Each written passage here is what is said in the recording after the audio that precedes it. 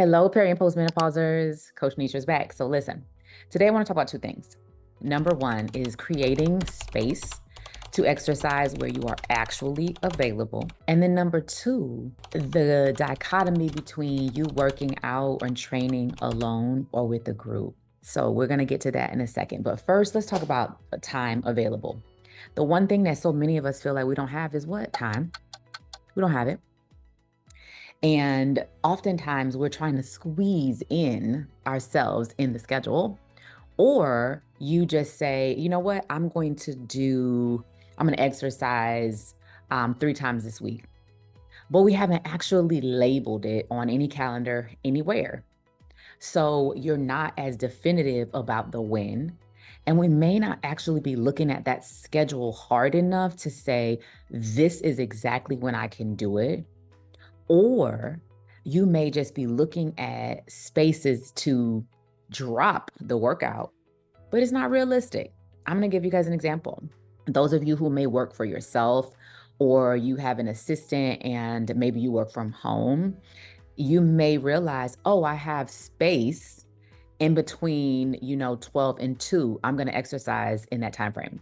Now, you know good and well, you are probably not going to do that because something is going to potentially get in your way. And especially when that's not your schedule on a regular basis, when we're just trying to shove it in a space that fits, right? Or you say, okay, on Tuesday, I'm going to work out in the evening. Wednesday, I'm going to do the morning. Saturday, I'll figure it out, but I'm going to do it at some point.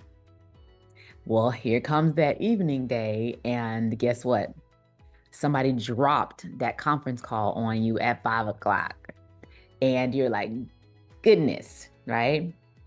But I will tell you that the more we do not plan it in, and the more that we do not create very real plans about when are you doing it and does it make sense with your life, then you are setting yourself up to not be successful and to always find a reason to not do because something else seemingly is more important.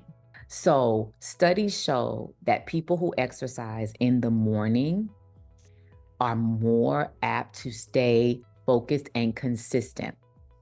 Now, does that mean that everybody can do it in the morning? No. But for the majority of you, you probably can because that's when, number one, you may be available. And number two, the less likelihood of somebody interfering with that time, meaning work, somebody calling you at 6 or 5 in the morning. Now, of course, I know there's some of you right now saying, no, I'm a doctor, I'm a nurse, or, whatever your profession is where somebody may be actually calling you at that time of morning. But the point is, in general, that's not the case. Now, for those of you who may work on different shifts, maybe you work overnight or you have to be at work at 4 a.m. Clearly, that doesn't make sense for you to get up any earlier. But what we do need to do is create schedules that work, which means consistency around the times that we do things. And the more that you can create that consistency of when you do certain things, the easier it is for your mind and your body to connect with, this is when I do this. And then you can create an eating schedule around it, and your body gets very accustomed to it. But more importantly, your mind gets very accustomed to a routine that you can stick to, because that's the most important part about this journey. You have to have routines that you can stick to and do on a regular basis. But when we leave it to chance and we just try to feel like, oh, we can fit it in, that's not really creating a lifestyle. That's just trying to say, well, I can kind of do it. That's like fitting in, okay, maybe I can just go quickly run to the drugstore and get this one item that I need. But you know what? It's not that important, right? If you happen to miss it, you're like, oh, I'll do it tomorrow.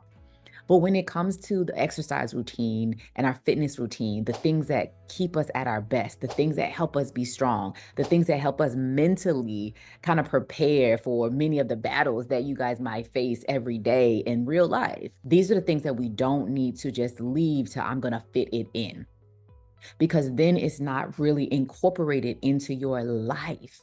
It's not really intertwined into your life. It's literally, I'm just shoving it in. That's not good. And so that's where you can get in that place where it's not that important and it's easy to say, forget it. All right. So I want you to look at your schedule and I want you to really consider, where does it fit in best and how do you perform best? You may say, well, I'm not a morning person, but I want to do it in the evening. But does your life and your schedule dictate that that's the better time?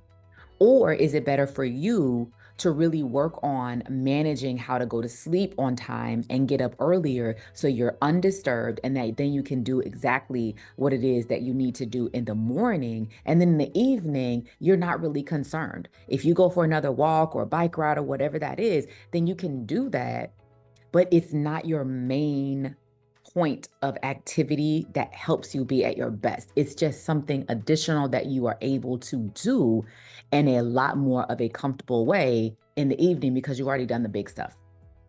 Or if you're somebody who is going to work out in the evening on a consistent basis, have you set the rest of your day up to be able to do that? Are you on an eating schedule that supports you having enough energy to go to train or some exercise class or anywhere at 5 p.m. or 6 p.m.? And then are you ready with your food so that when you get in your door that you can eat? Or are you saying, oh, I'm going to rush, I'm going to go, work out, and then I'm going to go home and cook my dinner? What? No, you're not. The level of tired is obscene at that point. Like, you are not in a position to do that, because all that's doing is pushing you further and further back, which is that vicious cycle of then we didn't go to sleep, right? So look at your schedule and really find the best approach for you, but make a real schedule so that each week you know exactly, this is when I'm doing X, and then you actually know what you are going to do. Now let's dive into the who you're doing it with and if you feel like you can train alone. What I find in my experience as coaching so many women, at certain ages, you no longer want to work out by yourself. But there are many of you right now who are watching this who say, well, I prefer to work out alone, or, I don't have time to wait for anybody else. But your motivation isn't there when you are by yourself. And studies show that women in certain age ranges need other people. We need other women. It's like the hype squad, whether you know them or not, whether they're your girlfriends, people you work with, acquaintances, just people you know, or a group of strangers. But when you're working toward the same thing, you're in a class setting, whether you are in some type of strength training class setting, whether you Zumba dance, whatever it is, whether you're at a CrossFit gym or a smaller, more intimate gym where everybody's working on the same program, whatever that is, studies will show that you may perform better because you have other people around you pushing you, supporting you, encouraging you. So those of you who are working out alone, if you're not feeling it and you think, gosh, I've just been so unmotivated, and maybe you work out at home by yourself, find somebody to do it with. If you have found yourself unmotivated and really struggling to move it forward, find a partner or go to a gym that has the classes that are offered that make sense for your objective, so that you can start being with other people and getting more comfortable and not feeling like this is it, this isn't it. I don't want to be by myself. Okay. But I really want you to work on these two things, because when you nail this aspect of your life, meaning your fitness routine, other things start to come in line, because now you're committed. It's a part of your life. And then you'll start to want to eat differently. You'll sleep differently. You'll think about it differently because you're moving differently. All right. So give it a shot. Let me know what you end up doing differently or how you've altered your schedule or your time. I cannot wait to hear it. So here's to having a very consistent exercise routine and continuing to feel at your best, and helping your mental state and your physical body perform much better. So I'll see you next time.